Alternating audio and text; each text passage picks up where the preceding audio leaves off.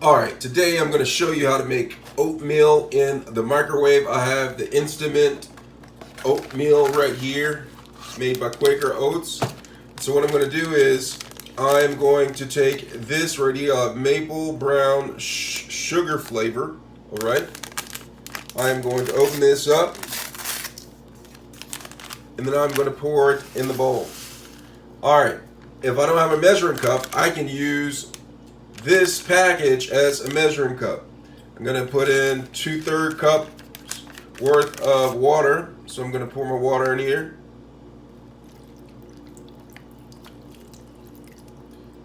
And then pour it in. Then once I pour that in, I'm going to stir this up a little bit. And then I'm going to put it in the microwave for 1 to 2 minutes. Alright?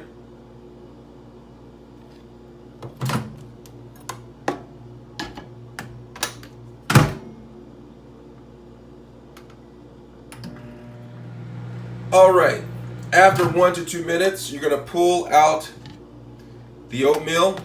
You're going to stir it. Be careful because it is going to be hot. And that's how you make oatmeal in the microwave. Let me know if you have any questions.